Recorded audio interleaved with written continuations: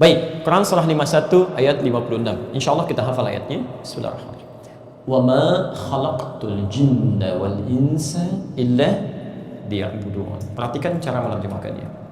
Allah berfirman, wa ma khalaqtul jinna wal insa, dan tidaklah aku ciptakan jin dan manusia itu. Baik, hati-hati, kalimat ins di sini disebutkan dalam bentuk tunggal. Bersanding selalu dengan jin disebutkan 18 kali dalam Al-Quran. Kita sudah bahas ini dalam kajian hakikat manusia. Baik. Artinya apa? Kalau ada di Quran diungkapkan dengan bentuk tunggal, maka hukumnya mengikat pada setiap personal, tidak bisa diwakilkan. Jelas ya? Jadi Allah ingin menyampaikan hukum di ayat ini berlaku bagi setiap orang yang mengaku muslim, bahkan manusia, karena ins artinya manusia. Perhatikan, wa ma khalaqtul jinna wal insa illa liya'budun. Tidaklah saya ciptakan jin dan manusia kecuali mereka punya tugas menjadikan semua aktivitasnya sebagai ibadah kepada aku, kata Allah. Saya terjemahkan dengan lebih cepat ya. Tidaklah aku ciptakan jin dan manusia kecuali mereka mesti menjadikan seluruh aktivitasnya sebagai ibadah kepadaku. Hati-hati Bapak Ibu sekalian, hati-hati ya. Jadi kalau dalam bahasa bebasnya kata Allah, saya tidak ciptakan kamu manusia kecuali hanya untuk ibadah. Berarti kalau ada seorang manusia tidak ibadah kepada Allah, dia keluar dari hakikat kemanusiaannya. Jelas ya? Nah, sekarang pelan-pelan bahasa Qurannya, semua aktivitas kita mesti jadi ibadah. Kita diberikan 24 jam sejak dari mulai terbangun sampai kita tidur lagi. Kata Quran tidak boleh ada aktivitas terjadi di situ kecuali menjadi ibadah. Bangun tidur mesti jadi ibadah, ke toilet jadi ibadah, cuci tangan jadi ibadah, Masya Allah. Makan harus ibadah, berpakaian harus ibadah, duduk harus ibadah, kerja mesti ibadah. Allahu Akbar. Karena itulah semua aktivitas kita supaya bernilai ibadah dalam pandangan Allah akan selalu bersanding dengan doa. Silahkan cek, tidak ada aktivitas kita yang baik-baik yang tidak menggunakan doa. Bangun tidur ada doanya? Ada. Umat lain belum tentu ada. Makan ada doanya? Ada. Minum ada. Bahkan ke toilet pun ada doanya. Dan itu diatur langkahnya. Langkah yang masuk berbeda dengan langkah yang keluar. Bahkan dua minuman dengan volume yang sama, dengan bentuk yang sama. Si fulan dua-duanya muslim. Si fulan minum begitu saja, yang satu mengucapkan bismillah lantas dia minum. Perhatikan, fungsi minuman itu menghilangkan haus. Di dua-duanya minum pun hausnya hilang. Tapi kalimat pertama yang mengucapkan bismillah dalam minumannya, kalimat itu yang menjadikan minuman ini bernilai ibadah. Awas, hati-hati ya. Nilainya dari ibadah ini disebut dengan pahala. Jadi begitu Anda minum bismillah, pahala dituliskan. Pahala ini bekal untuk pulang ke akhirat. Kalau minumannya nggak ikut, silahkan cek. Anda minum sekarang ini kan, gelasnya dipakai, jangankan ke akhirat, ke alam kubur aja nggak ada yang ikut. Wah, ini adalah gelas kenangan saat mamah mulai minum pertama kali. Masya Allah dia. Mohon ketika mamah meninggal ikutkannya ke alam kubur. Masya Allah, nggak bisa.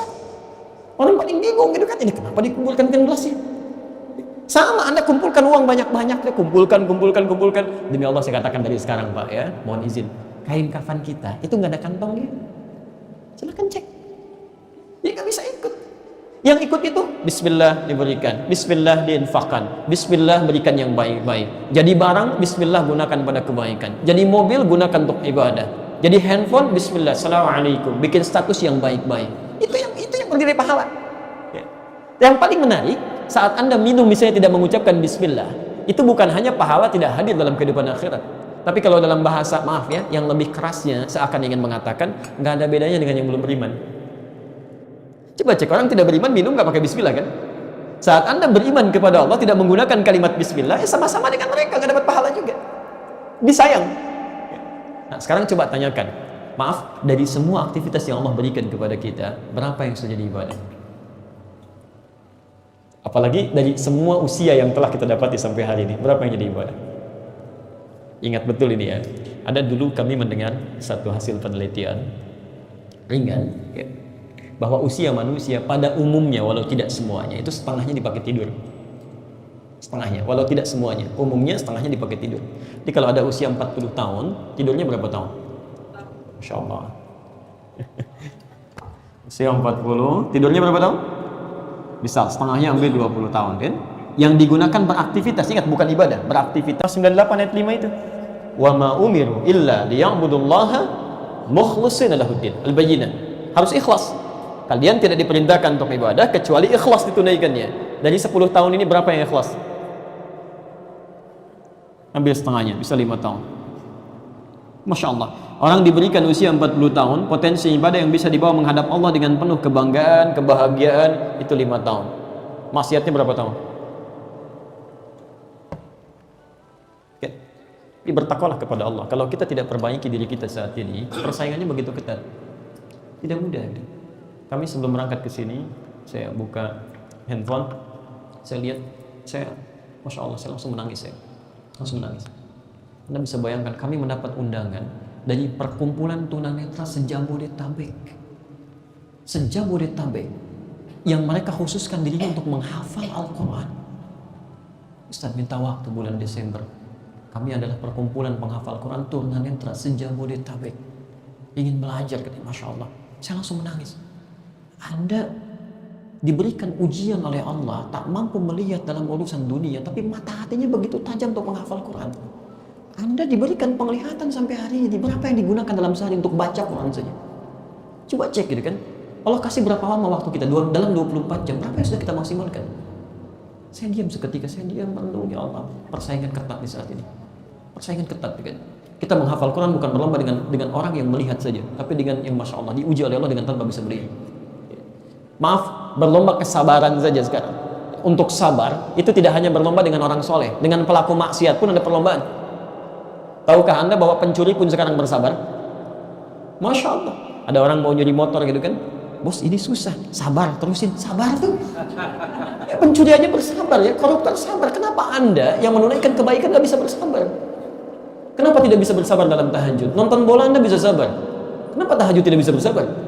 Masya Allah, salat sunnah kenapa tidak bisa bersabar? Kenapa tidak bisa bersabar dengan menghafal Quran, dengan membaca Al-Quran? Ya kan? Jadi kalau orang pelaku maksiat pun bisa bersabar, kenapa kita pejuang dakwah tidak bisa bersabar? Bertakwalah kepada Allah. Kalau waktu yang diberikan disia-siakan, itu tidak mudah untuk bisa mengembalikan kebaikan itu. Anda kehilangan 2 rakaat sebelum subuh tadi, Anda tidak bisa menggantinya kecuali esok hari. Dan demi Allah, esok pun belum. Ya, Quran surah 51 itu kan, ayat ke-22. Wa fis samaa'i rizqukum wa ma tu'adun. Di langit rizkimu sudah aku tetapkan, pasti aku berikan, asal kamu mau berusaha. Rizki kita itu sudah ada gitu kan. Ya, gak usah ngejar dunia, ninggalkan ibadah. Lihat kalimatnya. Kalau kamu, perhatikan, ikuti aturanku kata Allah, ya, ikuti aturanku dengan beribadah, maka aku akan luaskan rizki yang telah aku siapkan untukmu. Tapi kalau kamu paksakan mengejar dunia dengan meninggalkan ibadah, saya akan buat kamu merangkak untuk mendapatkan dunia, dan kamu tidak akan mendapatkan rizkimu kecuali sesuai dengan yang telah aku tetapkan. Jadi kalau Anda tinggalkan ibadah demi mengejar 100 miliar, Anda dapatkan 100 miliar, Anda tinggalkan Jumat, Anda gak usah bangga, memang rizki Anda segitu. Jadi Anda kerjakan Jumat pun Anda dapat juga gitu. Rizki Anda memang segitu, gak usah senang dulu. Demi Allah saya katakan, Anda capek, terus kejar lagi, ibadah tertinggalkan, bahkan sebagian tidak dipakai, nafsu semakin mengembang gitu kan, dan tidak ada yang dinikmati. Dan itu yang saya berikan kata Allah.